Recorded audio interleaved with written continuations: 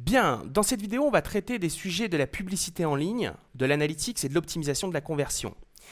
Si vous souhaitez faire de l'acquisition avec votre site web, que ce soit des visiteurs évidemment, mais c'est aussi des prospects et surtout des clients, votre site web doit être prêt à cela dès sa fabrication. Un certain nombre de points pourraient être implémentés par la suite, mais d'autres ne le pourront pas.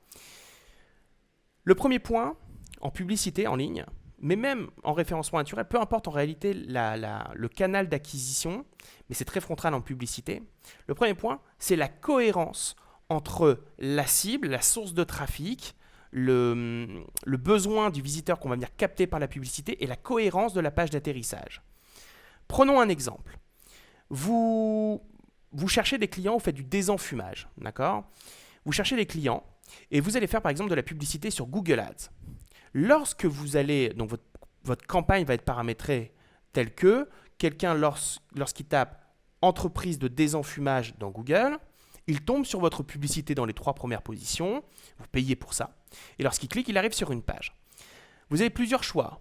Soit vous l'amenez sur votre page d'accueil. Sur cette page d'accueil, il est expliqué que vous êtes un professionnel en climatisation, en ventilation, en nettoyage de haute aspirante et en désenfumage. Deuxième possibilité, vous allez créer une page dédiée à ce service de désenfumage. Et lorsque la personne arrive, elle ne voit pas que vous faites un peu de ci, un peu de ça, un peu de ça.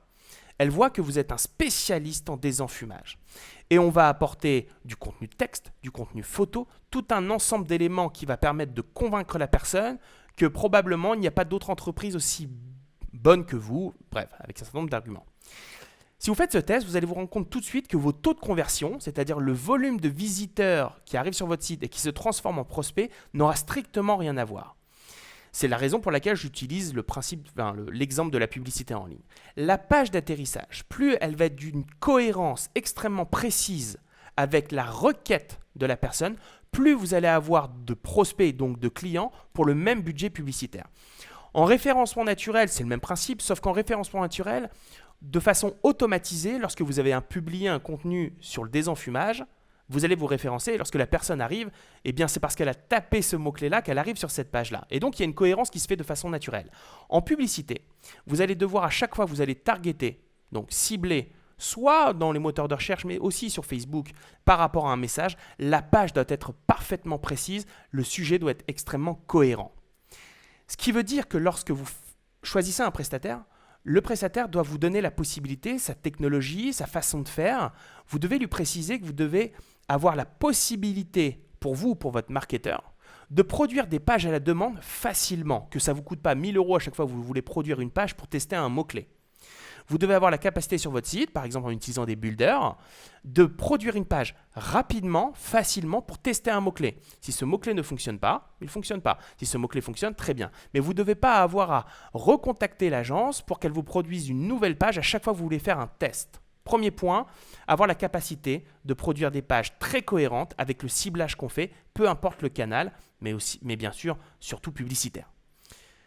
Deuxième point, la mesure. Lorsque vous faites de l'acquisition, vous devez être capable de mesurer les micro et les macro conversions. Une micro-conversion, ça peut être par exemple un clic sur un bouton « Contactez-nous », ça peut être le remplissage d'un petit formulaire avec un simple email, et on va dire qu'une macro-conversion est plutôt le remplissage d'un formulaire de contact où la personne réellement vous donne le prénom, le nom, l'email, le numéro de téléphone. Vous devez être en mesure de tout mesurer. Pourquoi ? Parce que d'une part, ça va vous donner une vision très claire sur ce qui marche et ce qui ne marche pas en termes de canal publicitaire ou en termes de mots-clés. Par exemple, vous ciblez, on va reprendre notre exemple de ventilation, vous ciblez entreprise de désenfumage ou vous ciblez désenfumage Paris, par exemple. C'est 2 mots-clés différents. Et bien, en analysant, vous allez pouvoir vous rendre compte que entreprise de désenfumage, eh bien, le coût d'un prospect est égal à 25 €, par exemple. Par contre, désenfumage Paris est égal à 40 €. En fonction de votre budget, vous pourrez prendre des décisions en disant « je coupe ce canal n'est pas rentable ou ce canal ne fonctionne pas du tout ». Mesurer, c'est extrêmement important lorsqu'on fait de l'acquisition parce que ça permet d'avoir une vision très claire de ce qui se passe et donc de prendre des décisions par rapport à son retour sur investissement. Troisième point, taguer. La publicité en ligne aujourd'hui, le métier de gestion publicitaire, c'est aussi beaucoup un métier de dressage de l'algorithme. Aujourd'hui, les publicités sont beaucoup travaillées via des algorithmes sur Facebook ou Google. Et en réalité, vous devez donner un maximum de signaux à ces différents algorithmes pour que son intelligence artificielle puisse être de plus en plus performante. Pour ce faire, vous devez taguer chaque point d'un tunnel de conversion. Vous devez indiquer à l'algorithme que tel type de trafic clique beaucoup sur ce bouton-là, tel type de trafic transforme beaucoup sur ce formulaire-là, tel type de trafic visite beaucoup cette page. Plus vous allez donner d'informations aux algorithmes, à l'intelligence artificielle des différentes plateformes publicitaires, plus l'algorithme va pouvoir comprendre de lui-même, et il est beaucoup plus intelligent qu'un gestionnaire publicitaire ou que n'importe quel humain, plus il va être intelligent, plus il va vous apporter des résultats importants.